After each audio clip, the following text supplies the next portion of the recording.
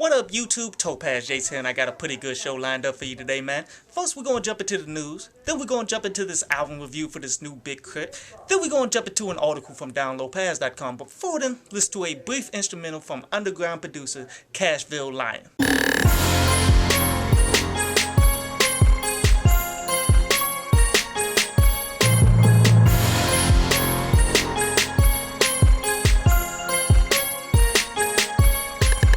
So the man accused of shooting up Lil Wayne's tour bus, the actual road manager for Young Thug, got sentenced to 20 fucking years and such, man, in which if he did it, damn well deserved that shit. But here's the thing. Soon as he got arrested, he started snitching immediately on Baby and on Young Thug and such. So it's gonna be interesting to see where it goes from there type shit, you feel me? But anyway, on to today's review, and today's album review is that Big K.R.I.T. All My Life. And you know what? This is one of those CDs, man, that Big K.R.I.T. has no fucking interest in promoting or anything about that. Because quite honestly, I never would have heard about it if my homie Justin, shout outs to my homie, didn't put me onto it. You fucking yeah. I'm watching you work.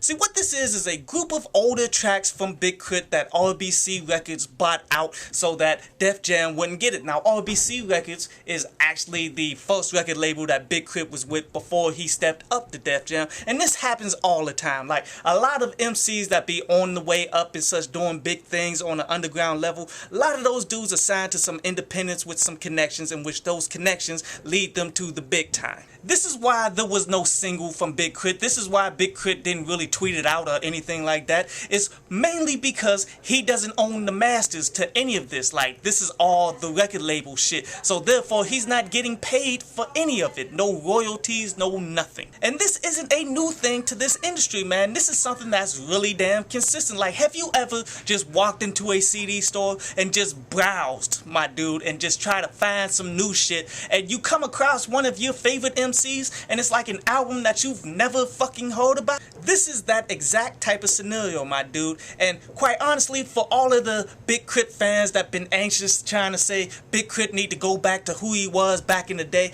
this project is for you, my dude, because quite honestly, this is before he became who he is today. Because for those of you who remember Big K.R.I.T., man, from back in the day, he was heavily influenced on soul music and a lot of classic hip-hop from the South and such, man. But today's Big K.R.I.T., especially with cadillactica, man, this is him creating his own music and such, man. But this project definitely does say a lot about the caliber of artist that Big K.R.I.T. actually is, my dude. Because when you throw away tracks that are scrapped together by an independent label is really better than a lot of mass promoted fucking albums and shit that has dropped this year, then you are that damn good. My favorite tracks off this was that Player, that All My Life, even though I really wasn't fucking with the hook all like that. That Skyline is the closest that you get to Cadillactica Big K.R.I.T. on here, and it's really not that close. And I feel that All My Life title track, man, was solidly the best track off of here, dude. Pretty much 4 out of 11 tracks, man, that I definitely fucked with. I give it a solid 6.5 out of 10. But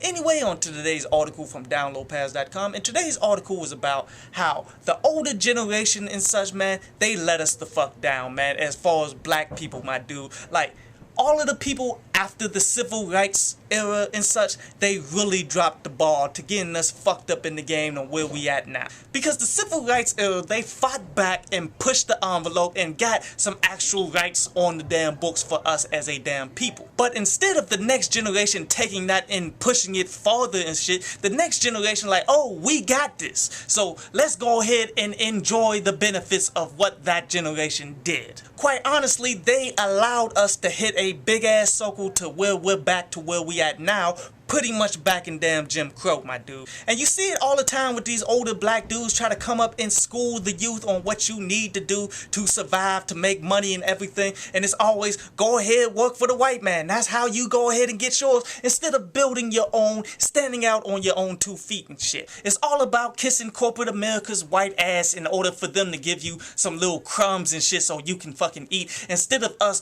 pulling together to do something fucking major and build our own shit. I know a lot of the younger generation got coons and shit for mothers and fathers and shit, man. So it's very important for the younger generation to really not listen to the older dudes like that. Like them really old dudes that only be talking that coon shit. Fuck them. They dropped the ball so motherfucking hard that we may never fucking recover, dude. But before we go, just a quick little funny story, I guess, man, because as you can tell, not at the crib and such, I'm on vacation and such right now. So I walk through the door and see my grandma, first time in a month or so, man, like, hey grandma, how you doing? And this is the first time she's seen me with the beard and the cut and all of that, man. And she's like, oh, you look so handsome. I'm like, thank you, grandma. You know, I thought we was gonna have to fly in, so I thought I was gonna have to shave my beard, cause you know they'd never let me in on the TSA line. And she said, you know what, you right, cause you do look like you a member of ISIS. That's fucked up, grandma. I hope you enjoyed the show. You can follow me at Twitter up there, and you can go to downloadpads.com that's down there to read today's article.